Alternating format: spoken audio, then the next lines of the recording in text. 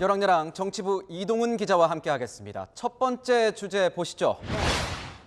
샌드위치 땡땡땡. 누가 샌드위치 신세가 됐습니까? 네, 안철수 국민의힘 후보입니다. 지금 국민의힘 전당대회가 한창인데요.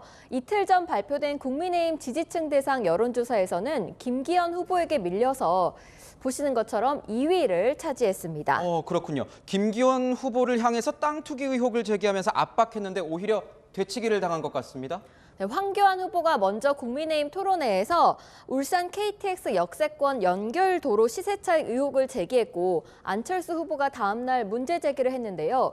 국민의힘 선관위는 김기현 후보의 항의에 네거티브 금지령을 내렸습니다. 1,800배 차익에 대해서 제대로 해명해야 합니다. 이런 행위가 지속될 경우에는 직접적인 제재를 가할 것을 제대로 된 해명을 하시라. 본인을 위해서 그리고 우리 당을 위해서 그런 뜻으로 말씀을 드렸답니다. 안 후보 측은 선관위의 결정을 흔쾌히 이해하기 힘들다며 불편한 속내를 드러냈는데요. 김 후보는 오늘도 안 후보를 향해 민주당 DNA다, 유치하다고 몰아붙였습니다. 그렇군요. 지금 보면 안 후보 같은 경우에는 천하람 후보가 치고 올라오는 이런 상황인 것 같은데 네. 천 후보에 대해서는 공격을 안 하는 것 같습니다. 맞습니까? 네, 1차 투표에서 과반수 득표자가 없고 안 후보가 결선에 진출했을 때 천 후보 표를 흡수해야 하기 때문인데요. 천 후보를 지원하고 있는 이준석 전 국민의힘 대표가 어제 이미 안철수 후보와의 경쟁보다는 결선 투표를 준비하고 있다고 자신감을 보였지만 안 후보는 격려드리고 싶다며 말을 아꼈습니다. 안 후보는 오늘 책임당원이 직접 공천권을 행사하는 책임단원 선거인단제 등을 발표하며 당원 표심 잡기에 나섰습니다. 그렇군요. 점점 치열해지는 것 같습니다. 네. 자, 다음 주제 보겠습니다. 불이 붙었는데 불 붙는 횡재세. 네. 민주당이 먼저 들고 나왔던 건데 윤석열 대통령이 은행도 공공재라고 한 다음부터 관심이 더 커지고 있는 것 같아요.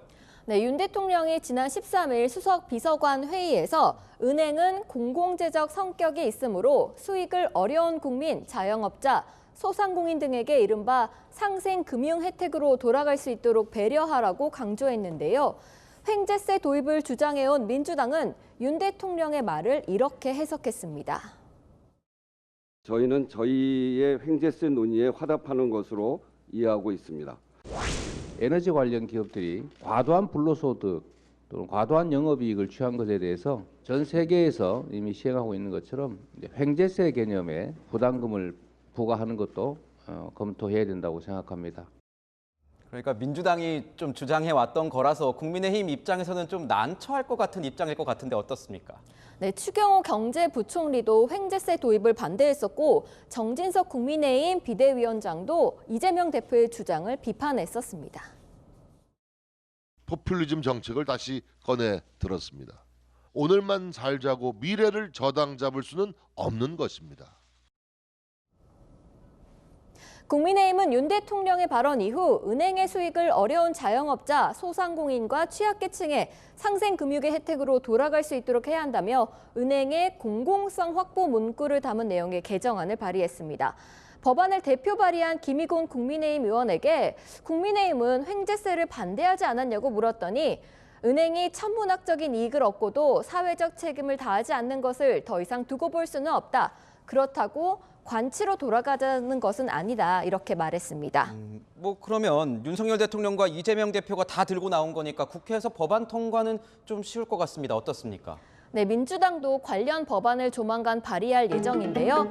누가 먼저 얘기를 꺼냈든 오랜만에 여야가 한 목소리를 내게 됐습니다. 네, 지금까지 여랑여랑이었습니다.